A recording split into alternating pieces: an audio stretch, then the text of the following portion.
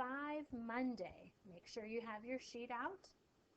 Like always, you can do this with me as I do it, or you can watch it once through, then rewind it, and do it a second time, do the video a second time, and write on your paper and fill it in the second time you're watching. All right, so all the same sentence parts that we've had, a subject, noun, a verb, adjectives, adverbs, and article adjectives. And then remember last week we learned what to do with that line out in front. So we'll say that it's a subject, noun, verb, pattern 1 sentence. Remember that we will also tell what type of sentences it is. So we'll look and see, is it a statement and a declarative sentence? Is it a command or an imperative sentence? Is it a question or an interrogative sentence? And we can even have exclamatory sentences where there's strong feeling. So we're going to be looking for what type of sentence it is as well. And then remember, the last thing we do is we go back to the verb and divide the complete subject from the complete predicate. All right, so we're going to add all that in today. Here we go. We're going to start by reading the sentence. The first one, the small mice scurried away quickly. What scurried away quickly? Mice, subject, noun. What is being said about mice? Mice scurried. Verb. Scurried where? Away. Adverb. Scurried how? Ooh, sorry. Let me stop and change that.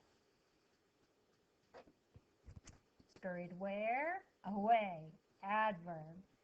Scurried how? Quickly. Adverb. Back to the front of the sentence. What kind of mice? Small. Adjective. The article adjective. Subject, noun, verb, pattern 1, period, statement, declarative sentence. Go back to the verb and divide the complete subject from the complete predicate. Good. All right.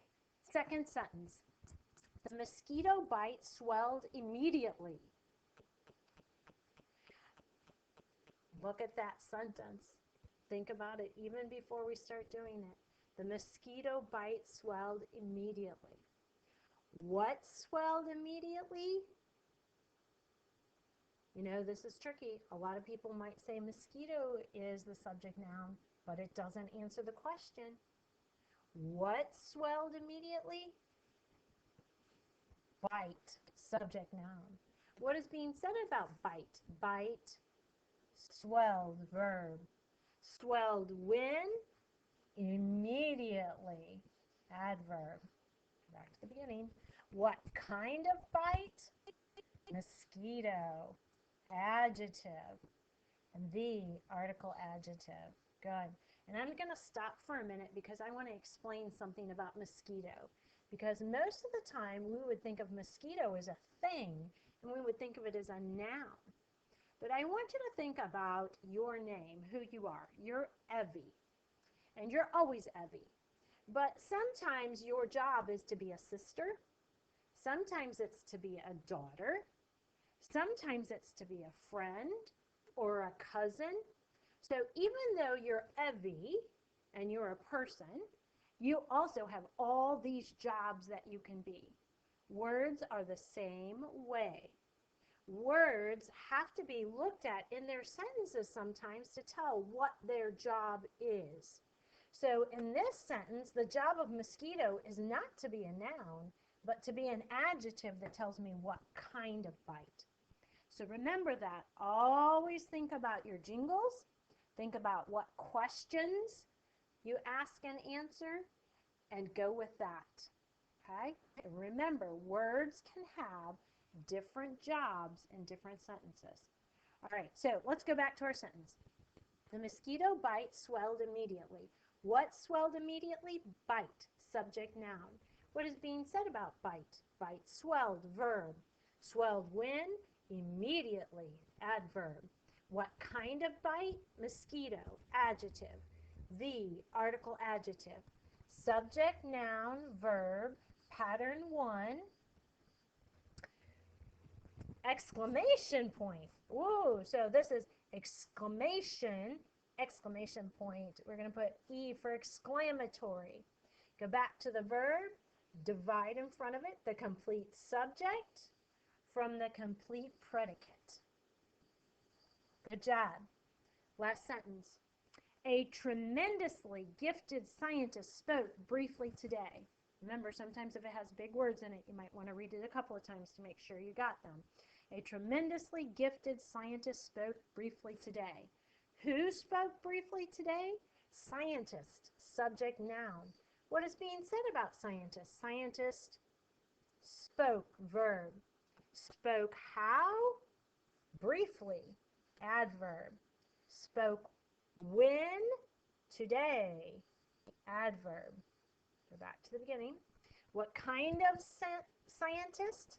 Gifted, adjective. Oh, here's one of those things. What kind of scientist? Tremendously. Ooh, no, that doesn't work. How gifted? Tremendously. Yes, that works. So tremendously is an adverb. All right. A, article, adjective. Subject, noun. Verb, pattern 1. And then this is a statement, ends in a period, declarative sentence. Go back to the verb, divide the complete subject from the complete predicate. All right. Remember, when we're looking for adverbs, if we see that ly, that's a clue for us that that word is probably an adverb. Look at how many of our adverbs today have the ly. Quickly, immediately, tremendously, and briefly. Almost all of our adverbs had ly in them today. So remember, that's a little clue on the side. Even after you ask the questions, or before you ask the questions even, you can be looking at those ly words and thinking, ooh, that's a clue. It's probably going to be an adverb. All right, let's do a noun check. That means we're going to go to each sentence and we're going to circle the nouns and tell whether they are singular or plural. Ready? Sentence number 1, the small mice scurried away quickly. Noun, mice. Singular or plural? Good. This is a different kind. Good. Mice is plural. If it were singular, it would be mouse. It's one of those words where you don't add an S to the end. You have to change the whole thing when you mean more than one. All right. Number 2, the mosquito bite swelled immediately. What's our noun? Good. Bite. Singular or plural? Singular, just one. Good. Sentence number 3, a tremendously gifted scientist spoke briefly today. The noun is, good, scientist. More than one or one? Good, just one, so it's singular. Good. All right, today we're going to also tell whether our nouns are common or proper. Remember, a common noun actually is just most anything. But a proper noun is a noun that is a specific one, a specific name, all right? And our little clue for proper nouns is that they always start with a capital letter. Good. So if it doesn't start with a capital letter, then we know it's not going to be a proper noun. So look at our sentence number 1, mice. Common or proper? Common. Good. Number 2, bite. Common or proper? Common. And number 3, scientist. Common or proper? Good. Common. None of those start with capital letters. None of them are specific names, so they're all common. Good. The last thing we're going to do today is that we're going to talk about whether something is a simple subject or a complete subject. So I'm actually going to erase what's on my first sentence here and use it to kind of go through it. So when we did this sentence, we labeled mice as the subject noun and scurried as the verb. And then we actually divided this sentence, let me get rid of some more stuff, right between scurried and mice. And we said that everything in front of the line is the complete subject. And everything behind the line is the complete predicate.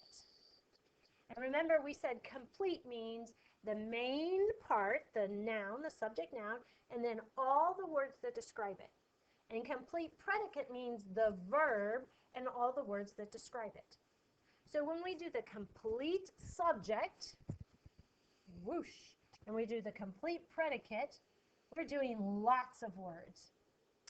Well, today we're going to put a box around the simple subject and the simple predicate. And simple means just the one word. So the simple subject is just mice. It's the subject noun. It's just mice. That's the simple subject. And so can you guess what the simple predicate would be? It's just the one word, the verb, scurry. So if somebody asked you for a simple subject or a simple predicate, what they're saying is, what's the subject noun and what's the verb? Okay? So that's all that means. Simple subject is the subject noun, and simple predicate is the verb. So remember the difference. Complete means all of the words that go with it. Simple means just that one word. All right, good job. Again, you can rewind this and go over it a second time if you want to. Otherwise, if you've done all that with me as we went along, you are done for today. Good job. See you tomorrow.